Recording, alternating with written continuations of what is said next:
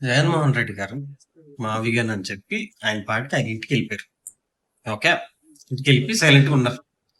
వీళ్ళు అప్పటిదాకా ఇచ్చిన ప్రచారం, మేము పార్లమెంట్ లో పెళ్లి చేసేసాం, సో దీని నుంచి కూడా కదలలేరు అనే ఒక ప్రచారానికి, వీళ్ళు ఇచ్చిన హైప్ కి నారా లోకేష్ గారు అయితే ఆ వీడియో ఆయన చూసి ఆయన క్లాప్స్ కొట్టేది. రాజ్యసభ సంసద్ టీవీలో యాక్చువల్లీ ఆయన లైవ్ లో చూపించే కాటికి వీళ్ళు లాబింగ్ చేసుకొని చేసి హైప్ ఇచ్చి ఇంచు కూడా కదలలేరు అని ప్రతి నియోజకవర్గంలో సంబరాలు చేసుకొని ఇన్ని చేస్తే, మీరు ప్రెస్ మీట్ పెట్టి జగన్మోహన్ రెడ్డి గారు అలా గిల్లేసి వెళ్ళిపోయారు మా విగన్ అని చెప్పి.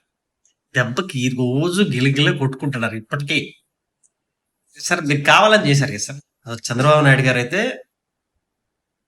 ప్రెస్ మీట్లు పెట్టి అసలు నేను అలాంటి పదమే పలకాలనుకోవట్లే, ఇలా పనులు చేస్తారా, ఇలా చేయొచ్చా అని మాట్లాడతాను. రచ్చెన్నాయుడు గారు అయితే రోజు ప్రెస్ మీట్లు పెట్టి మేము చాలా ఉద్యమాలు చేసాం అమరావతికి, ఇది అన్యాయం, ఇలా మాట్లాడుకుంటుంది ఆయన.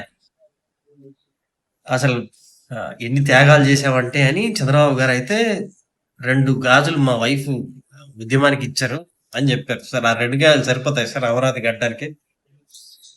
విషయం ఏంటంటే వాళ్ళ పాటికి వాళ్ళు ఏదో ఎలివేషన్లు ఇచ్చుకుంటా అంటే, జగన్మోహన్ రెడ్డి గారు మీకు ఇది కరెక్టేనా అండి? మీరు వచ్చారు మా విగన్ అని అలా గిల్లేసి వెళ్ళిపోయారు. వాళ్ళు చూడు గిలగిలే కొట్టుకుంటారు. ఏవిఎన్ రాధాకృష్ణ అయితే ఇంకొక ఆయన ఫ్రస్ట్రేషన్ పీక్స్కి వెళ్ళిపోయింది. వైసీపీ వాళ్ళు మీకు అసలు బుద్ధుందా, రేపు పొద్దున జగన్మోహన్ రెడ్డి గారు మీ వైఫ్ కాదంటే వాళ్ళు చెల్లెలు అని ఫిక్స్ అయ్యి వాళ్ళు పెళ్లి చేస్తారా అనే కాటికి గిల్లగిల్ల కొట్టుకుంటారు సార్ జగన్మోహన్ రెడ్డి గారు. ఇలా చేయొచ్చా సార్ మీరు?